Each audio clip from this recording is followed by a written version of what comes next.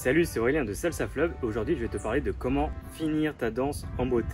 Tu as peut-être déjà vu certains danseurs sur la piste. Dès qu'il y a la dernière note de la salsa, ils finissent en beauté de la danse avec une jolie passe qui met en valeur la danseuse. Alors que toi, de ton côté, à chaque fois que tu essaies de faire un final, eh ben, ça donne pas du tout pareil. Tu es en plein milieu d'une passe et du coup, tu prends pas le temps de la faire. Et la fille est déjà partie pour danser avec quelqu'un d'autre. Alors on va regarder quand et comment bien interpréter le final de la salsa quand tu seras en soirée. Mais avant d'aller plus loin, tu peux regarder sur le lien qui est juste en dessous. Tout ce que je donne sur YouTube par vidéo, c'est vraiment 1/10 de ce que je donne comme conseil et comme leçon. Tu peux recevoir une leçon par jour pour pouvoir t'améliorer sur le rythme et pouvoir t'amuser en soirée à la salsa. Le lien est juste en dessous ici là. Allez, on commence avec la question: pourquoi faire un final en soirée? Alors la question elle peut paraître bête comme ça quand on la pose directement, mais on va y réfléchir un peu plus profondément pour voir l'intérêt de faire un beau final en soirée. Parce que du coup, quand tu danses, tu peux très bien faire ta danse, tes passes, tes 36 passes que tu connais, et puis arrêter à la fin et changer de partenaire à chaque fois, et ça pourrait passer. Mais nous, on est des danseurs d'élite, donc on va faire bien plus que ça. C'est-à-dire que maintenant que tu sais danser, on va essayer d'aller plus loin. On va essayer de rajouter de la musicalité dans ta danse. C'est-à-dire que quand les musiciens proposent la cintura, on va poser pour faire la cintura. Quand la musique est énergique, on va donner aussi avec le corps, on va donner beaucoup d'énergie. Pareil, quand il y a un break, on va marquer le break avant de repartir pour que ça fasse joli dans la danse. Et bien pour le final, c'est pareil. Les musiciens, en créant la musique, ils ont pris le temps de créer un final, de montrer qu'il y a une fin à la musique. Et il y a les instruments qui jouent autour de ça pour que ça fasse une belle fin. Ben nous, on va faire pareil avec notre corps, on va jouer sur la musique pour bien montrer la fin de la musique. Au final, tout ce qu'on fait avec le corps, c'est seulement pouvoir montrer les notes de la musique. Et pour ça, maintenant, on va regarder ensemble quand est-ce qu'il faut placer le final. Quand est-ce que la musique se finit? Le but dans cette partie-là, c'est de pouvoir bien comprendre quand est-ce que la musique se finit. Le but n'est pas de connaître toutes les musiques par cœur et se dire « Ah, celle-là, je la connais, donc elle va finir exactement là, il va y avoir ce passage et bam, elle finit ». Non, déjà c'est impossible parce que quand tu vas en soirée, le DJ va mettre peut-être un quart des musiques que tu connais.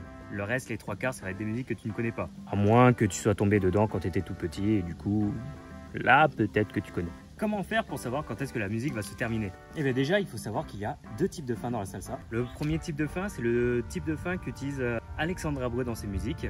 Alexandre Abreu, donc le chanteur de Havana di Primera, lui, il va utiliser des fins qu'on appelle un peu fade out. Fade out, ça veut dire fondu en sortie. C'est-à-dire que ça va faire à l'oreille, ça va faire comme si les musiciens vont continuer de jouer, mais vont s'éloigner de plus en plus jusqu'à ce qu'on ne les entende plus. Donc il n'y a pas de fin marquée, mais la fin va s'arrêter lentement, petit à petit. Donc pour ça, physiquement, il y a une première interprétation à faire. Cette interprétation sur le final va être plus douce, plus tranquille. On peut prendre le temps de poser la passe pour faire le final, le renverser ou une autre passe, pour bien interpréter la fin de musique. Deuxième type de fin de musique, là, plus à la Barbaro Finesse, du groupe Mayimbe. Ce groupe-là adore faire des breaks dans la musique et la fin va être à l'effigie de ces breaks-là. C'est-à-dire que quand la musique va se finir, elle va se finir par des notes franches. Tintin, et c'est fini. Ça va pas aller plus loin, donc la fin va être plus sec. Ici, lors du final, on va pouvoir faire un truc de beaucoup plus franc, plus sec aussi, comme la musique. On va donner tintin et on va relever. Ça va être assez rapide, ça va être joli à faire. Attention, le but là n'est pas de casser le dos de la danseuse.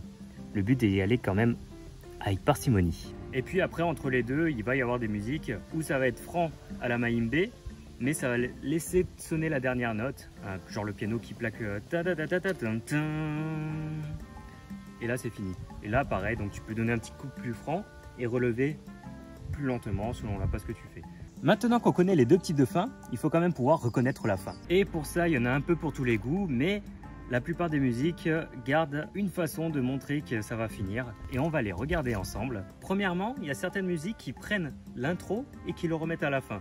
C'est-à-dire que à l'intro, il y a un riff de base, une mélodie de base, puis après ça part sur la mélodie plus riche, plus énergique de la musique, avec le montuno, avec les solos, tout ça. Et dès que la musique arrive à la fin, ils vont reprendre la mélodie de début pour la mettre à la fin.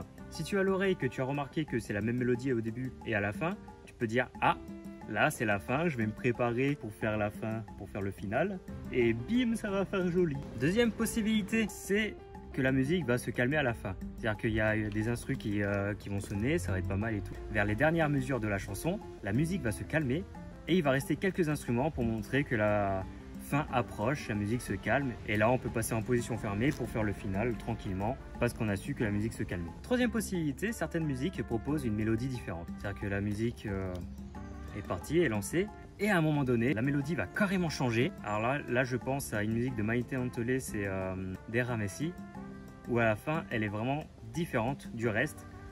Et en entendant ça, on peut se dire ah la musique va terminer, on se prépare, position fermée. Et on attend que ça finisse et clac, ça finit. Alors attention, pour ce troisième titre de fin de musique, ça m'arrive souvent de me faire avoir. Je danse la musique, j'entends qu'il y a un petit changement dans les accords, donc je me prépare à faire le final. Et là, dès que je sens que ça va finir, je fais mon renversé, je fais mon final avec la danseuse. Et puis la musique, elle repart. Et ça peut m'arriver de me tromper 2-3 fois sur la même musique avant de faire vraiment le final. Pour dire qu'il n'y a pas de règle absolue là-dessus. Un petit conseil, voilà, quand tu reconnais la fin de la musique, c'est de te mettre en position fermée pour être prêt à faire ton final. Position fermée, ça va être beaucoup plus facile à canaliser l'énergie de ta danseuse et ton énergie aussi pour mieux préparer ton final. Et donc, il te reste une dernière chose pour savoir quand est-ce que la musique va se finir. Et là, sur ce point-là, on va compter la musique. Ce que je vais te parler là, c'est un point que j'ai déjà énuméré dans une ancienne vidéo que j'ai tournée sur ma chaîne YouTube.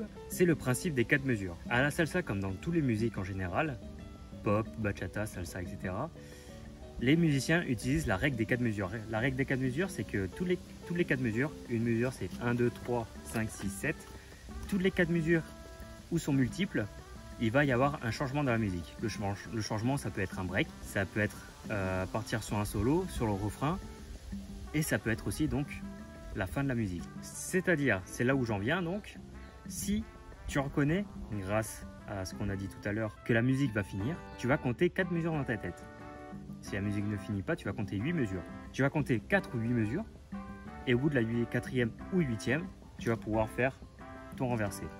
4 mesures, c'est assez simple, c'est 1, 2, 3, 5, 6, 7, 1, 2, 3, 5, 6, 7, et 1, 2, 3, 5, 6, 7, 1, 2, 3, 5, 6, 7.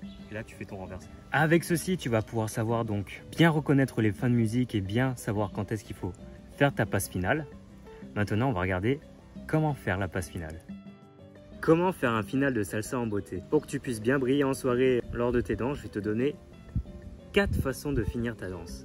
La première, la classique, sobre et efficace. Le but de cette fin, c'est de finir sans faire de renversé, c'est-à-dire qu'on va finir la musique, dès qu'elle finit, on va rester droit comme ça, avec un peu un effet tango.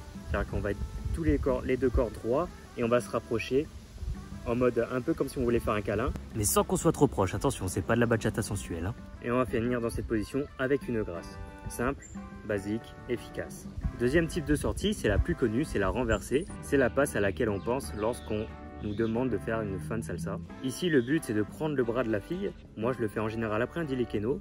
Sur le 6, après le dilekeno, tu vas tirer le bras de la partenaire pour le mettre derrière ta nuque. Une fois que tu as tiré, tu vas pouvoir te mettre en position, ta main gauche sur la nuque de ta partenaire, écarter les jambes et plier tes genoux pour avoir un meilleur maintien.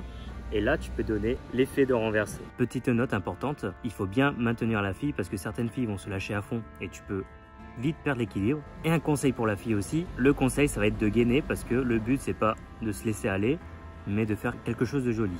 Et en gainant, ça va permettre de bien maintenir la passe. Troisième possibilité de sortie, c'est le sientala. Sientala, c'est-à-dire assis-toi là. Ici, tu vas faire un enchufala en tenant les 2 mains. Et lorsqu'elle va être dos à toi, tu vas attraper les hanches pour faire en sorte qu'elle s'assoie sur ton genou droit. Alors ici, le danger pour les filles, évitez de vous pencher en arrière. C'est pas un renversé. Si vous vous penchez en arrière, les garçons ne tiennent pas le corps, donc on risque de tomber comme ça. Donc bien, juste s'asseoir, ça suffit largement. Et pour finir, il y a une 4e possibilité. C'est mon petit bonus à moi. Ici, on va faire en sorte de se retrouver côte à côte, en regardant dans la même direction. Et on va faire en sorte que notre jambe, notre pied, notre bassin colle avec sa jambe gauche, son pied gauche et son bassin gauche. Et on va la faire basculer. Ici, la fille, tu peux lever la jambe droite en restant collé à la jambe gauche pour que ça fasse quelque chose de mignon, de joli. Voilà, avec tout ça, non, tu as de quoi faire pour finir ta danse en beauté. Si tu veux aller plus loin, check le lien en dessous. J'envoie une leçon par jour pour pouvoir apprendre à danser en s'amusant et mieux comprendre le rythme en soirée. C'est ici que je donne tous mes conseils les plus riches et les plus utiles, seulement pour ma communauté qui me suit. C'est juste ici. Et puis si tu as bien aimé, tu peux me le dire en commentaire et tu peux me laisser un like. Allez, on se dit à très bientôt. Ciao!